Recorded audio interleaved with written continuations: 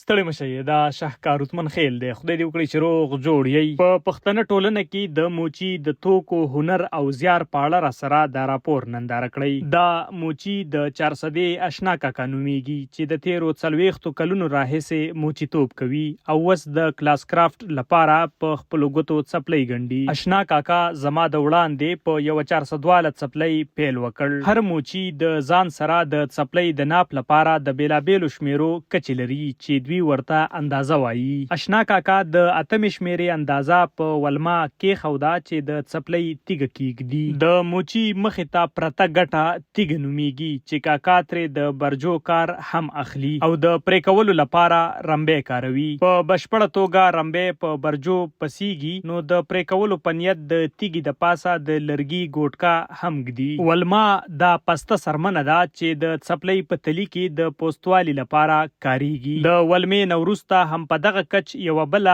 کلکه سرمن پرې کوي چې ورته ګلمه ویل کیږي. په تلي کې د ټولو بیخ ته دوی ټیر وایي. ټیر هم د غټې ټوټې نه د اندازې په ناپ بیل کړی شو. اشنا کاکا د ټولو لومړی ولما د ګلمې سره ونښلوله او وروسته یې پسې ټیر کلک کړو. دا پورا د څپلۍ تلی بلل کیږي. تلی یې د رڼي او تار په مرسته وګنډو. د لرګي د ډبلۍ موشته نومیږي چې د ګنډ نه وروسته پرې تلی ټکوي. په دې پسې د ولمې سره سم د ټیر او د ګلمې غاړې هواریږي چې ورته کوړی وایي. دا نیغ نقش رمبی دی چې د تلي په بیخ کې د ټیر سرمن توږي چې وروسته دغه ژوره کرښه د ګنډ لپاره کاریږي او دې ته کوږ نقش رمبی وایي چې د تلي یخ پرې کندې کوي چې په خوینداړو د څپلۍ تلی خویږي نه. په جوړ تلي یو وارې بیا اندازه ږدي او ځان ته د پښې د مخې او د پوندې برخې په ډاګه کوي او همدغه سورو ته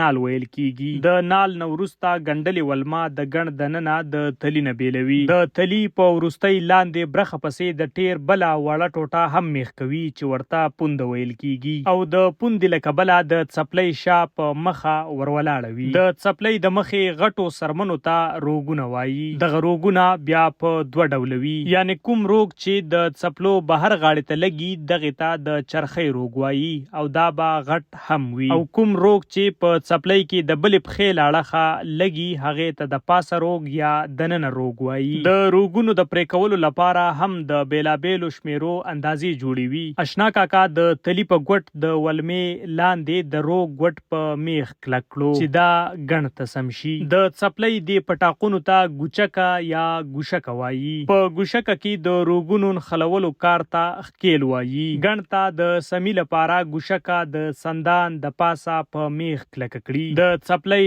ډولیتوب د ښکیل نه وروسته ښکاري، یعنی کوم موچي چې تکړه وي هغه د روګونو اړول او ښکیل کول د سترګو په ترڅ کې کوي او دا وړوکې ټوټه مخکې چڼیا نومیږي. مخکې چڼیا هم په ګوشکه کې د روګونو لاندې ښکیل کوي او دا پاڼه ده. پاڼه د وسپنیز غربي یا بکسوې لاندې په ګوشکه کې ګنډي چې د پښې څرمنه د وسپنې نه بیله وساتي. په بشپړه توګه پاڼه او غربې د هرې څپلۍ په بارنۍ ګوشکه کې کلک وي، ولې بل اړخ ته د پښو د مینځ ګوشکه د وروستۍ چڼیا یا وندڼې لپاره کاریږي. اشنا کاکا د غربي لپاره په وندڼو کې هم نالونه وکړل او وروسته یې د وندڼو غټ سرونه په دننه ګوشکه کې ښکیل کړل. کله چې چمیار په ګوشکه کې د وندڼې سر ګنډي نو ورته ګولچکرې وایي او دغه ګولچکرې د موچي د لاسلیک یا نښه بلل کیږي، یعنی د څپلو مینوال د خپل سیمهیز موچي څپلۍ د دغه نښې نه پیژني او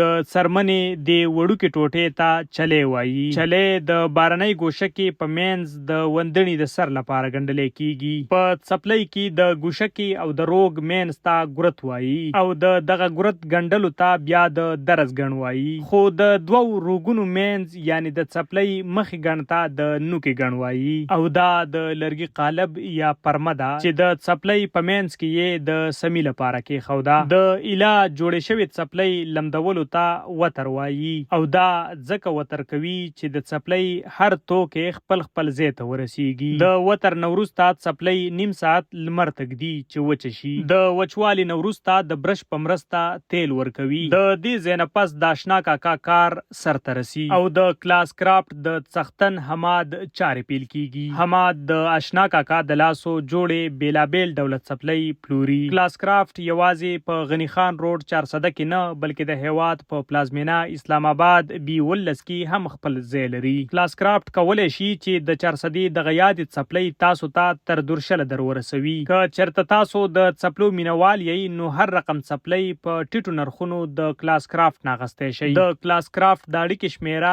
تاسو ته په دیراپور کې په شیشه ښکاري. راځئ چې د باچا خان بابا د وینا اړوند خپل سیمهیز توکي وستایو ځکه چې ګټه یې د آشنا کاکا په څیر ګڼ شمیر پښتنو هنرمندانو ته ځي. هغه ټپه ده د ملکنډ په سر بخیجو په پنجدارو څپلو اوخه میخونه.